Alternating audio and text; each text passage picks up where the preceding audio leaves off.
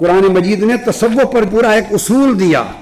کچھ لوگ یہ کہتے ہیں کہ صوفیاء کہتے ہیں یہ عوام کے لیے ہے توحید اور معرفت اور یہ کلام، یہ خواص کے لیے ہے، یہ خص الخواص کے لیے ہے. اور منکرین کا استدلال یہ وہ کہتے ہیں کہ اس کی کوئی دلیل قرآن و سنت میں موجود، ایسی کوئی تقسیم نہیں ہے کہ عوام کے لیے، خواص کے لیے، خص الخواص سب کے لیے ایک ہوتا ہے.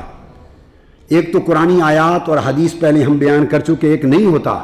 مگر آئیے، صوفیاء کا کوئی عمل، کوئی قول، کوئی فعل، کوئی طریق، کوئی اسوہ، ان کا کوئی اشارہ، ان کی معرفت کا کوئی کلمہ صحیح وہ قرآن اور سنت سے خارج نہیں ہوتا، متناقض نہیں ہوتا، اس کے ساتھ منافی نہیں ہوتا، اس کے خلاف نہیں ہوتا. اور اگر یاد رکھ لیں، کسی کا خواہ دعوی تصوف کرے یا ولایت جو کتاب و سنت اور شریعت کے مخالف ہے، نہ وہ ولی ہے نہ وہ صوفی ہے، وہ ہواؤں میں اڑے یا پانی پہ چلے، وہ شیطان اور جادوگر ہو سکتا ہے، وہ صوفی اور ولی نہیں ہو سکتا. اس کے لیے کتاب و سنت کی مطابقت اور شریعت محمدی کی ملازمت، یہی اصل تصوف ہے. سو ان کی یہ تقسیم بھی قرآن سے ہے، عوام، خواص، اخص الخواص. آئیے قرآن کو پڑھیے. قرآن خود کہتا ہے اللہ رب العزت کہ میری آیتوں کی 3 قسمیں ہیں.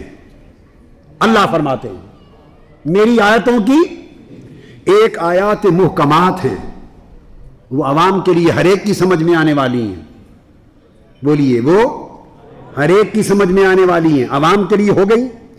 پھر فرمایا دوسری آیات متشابہات ہیں. جو متشابہات ہیں وہ عوام کی سمجھ میں آنے والی نہیں، ان کے لیے شرط ہے یا اللہ رسول جانتا ہے یا الراسخون فی العلم، جو راسخین فی العلم ہیں خواص، وہ صرف ان کو سمجھ آنے والی ہیں. تو قرآن نے خواص کا ذکر کر دیا، الراسخین فی العلم.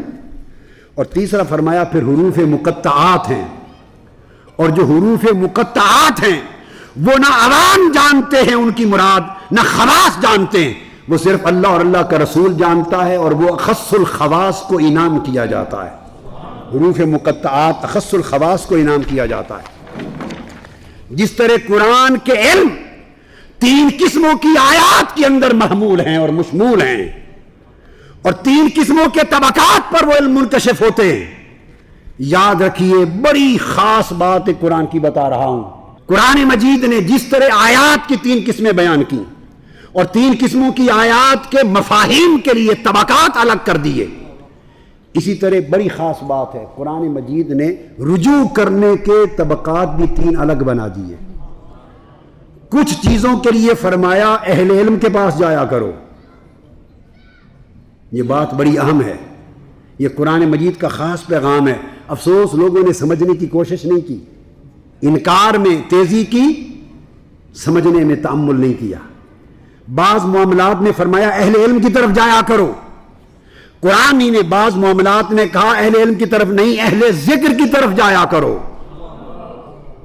اور بعض معاملات میں اہل ذکر کا نہیں، فرمایا اہل خبر کی طرف جایا کرو.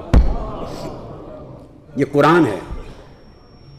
پہلی آیت فرمایا وَلَوْ رَدُّوهُ إِلَى الرَّسُولِ وَإِلَىٰ أُولِي الْأَمْرِ مِنْهُمْ لَعَلِمَهُ الَّذِينَ يَسْتَنبِطُونَهُ مِنْهُمْ.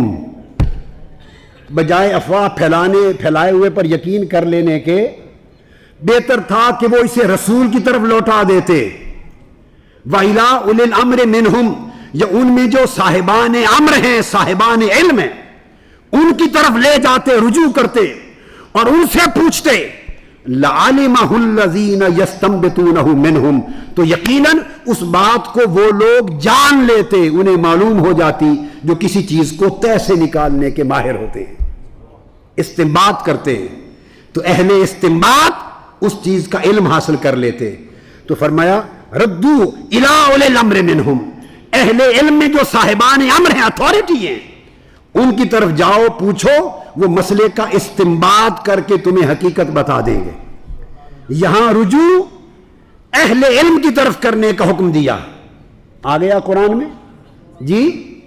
اب بولیے دوسرے مقام پر وہی قرآن کہتا ہے فَاسْأَلُوا أَهْلَ الذِّكْرِ إِن كُنتُمْ لَا تَعْلَمُونَ، اگر تمہیں علم نہیں ہے اگر تمہیں علم نہیں تو پھر علم والے کے پاس نہ جاؤ، ذکر والوں کے پاس جایا کرو پوچھنے کے لیے۔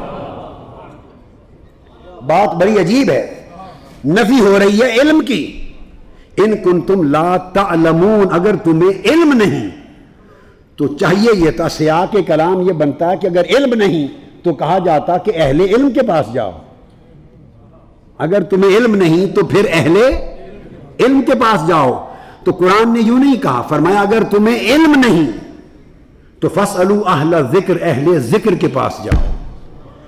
پہلا مقام اور مرتبہ یہ تھا کہ اگر معلوم نہیں تو اہل علم کی طرف جاؤ جو اہل استنباط ہوتے ہیں۔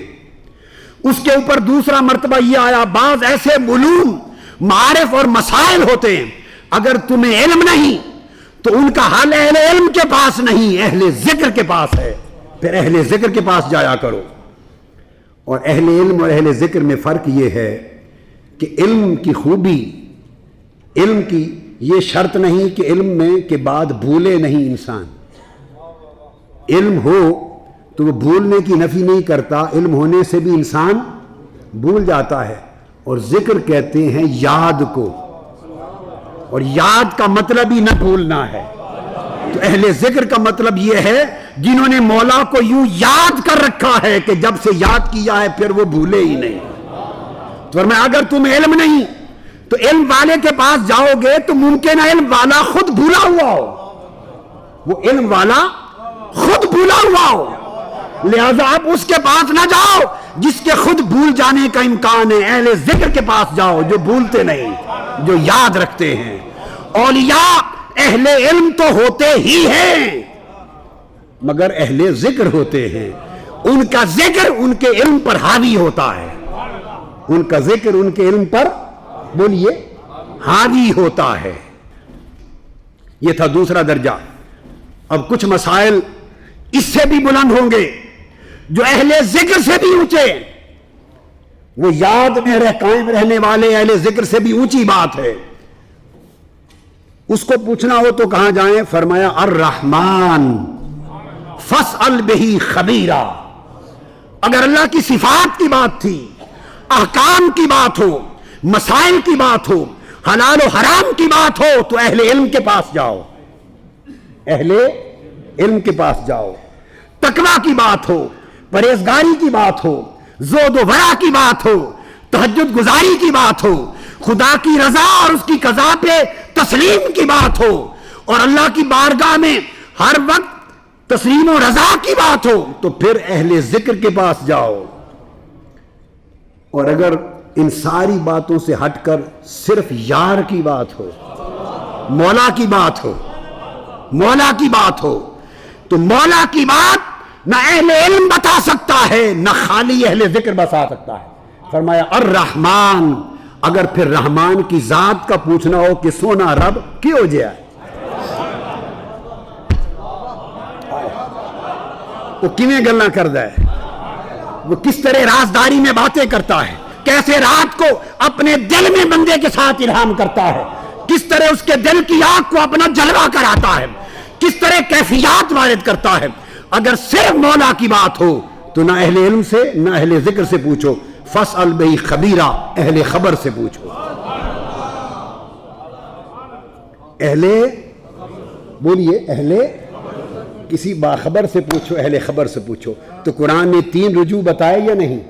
بعض امور اور مسائل میں اہل علم کی طرف بھیجا، بعض میں اہل ذکر کی طرف بھیجا، اور بعض میں اہل خبر کی طرف بھیجا۔ سب سے پہلے نئی ویڈیوز کو حاصل کرنے کے لیے شیخ الاسلام ڈاکٹر محمد طاہر القادری کے آفیشیل یوٹیوب چینل کو سبسکرائب کریں اور بیل آئیکن کلک کریں۔